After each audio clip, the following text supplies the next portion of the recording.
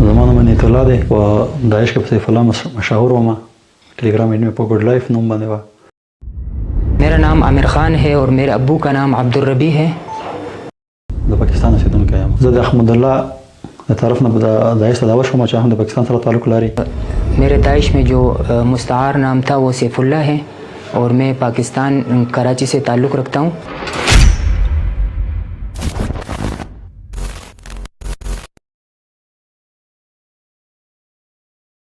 وشهد شاهد من أهلها.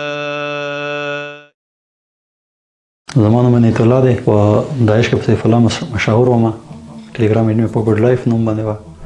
د پاکستان اوسیدونکی یم. زه د احمد الله د طرف نه د داعش ته دعوت شوم چې هم د پاکستان سره تعلق لري او بلال پېښوری شیخ بلال هغه سره زما ملګرتیا وه او د زید دیر والا هغه سره هم زما ملګرتیا وه او ما داعش لپاره د یوکرین نه روس نه ترکیې نه او جرمني نه خلک را دعوت کول او دلته مې بلال ته هم کور نیولی و. عبدالمالک سره مې هم رابطه وه چې دغه د خراسان د څانګې مالی و او نور ځینې پاکستاني داعشیان چې ما سره په ټیلیګرام کې رابطه لرله هغه اوس اروپایي هېوادونو کې ژوند کوي. میرا نام عامر خان ہے اور میرے ابو کا نام عبدالربی ہے اور میرے داعش میں جو مستعار نام تھا وہ سیف اللہ ہے اور میں پاکستان کراچی سے تعلق رکھتا ہوں. پاکستان میں وہ جو میرا ساتھی تھا اس نے مجھے داعش کی طرف دعوت دی. اس نے مجھے ویڈیوز دکھائی داعش کی عراق و شام کی جو ویڈیوز تھی تو اس کی وجہ سے جو ہے نا میں نے اس کی دعوت کو قبول کر کے میں یہاں افغانستان میں آیا. وہاں پاکستان میں دعوت آزاد تھی. جب میں افغانستان آیا تو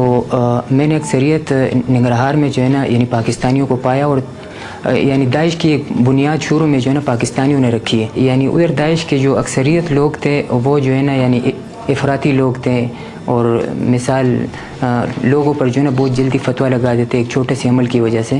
یعنی ان کو کافر و مرتد بہت جلدی کہتے تھے. پاکستان کے نوجوانوں کو میرا یہی پیغام ہے کہ وہ جو ادھر ان کو ویڈیوز دکھائی جاتی ہے داعش کے متعلق کہ یہ جہاد ہے اور تو ان کے اوپر چاہیے کہ وہ جو ہے نا یعنی باور نہ کریں یقین نہ کریں.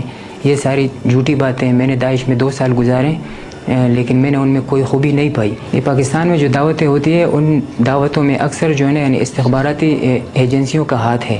تو اس لیے یعنی نوجوانوں کو چاہیے کہ ان کے یعنی جال میں نہ پھنسیں.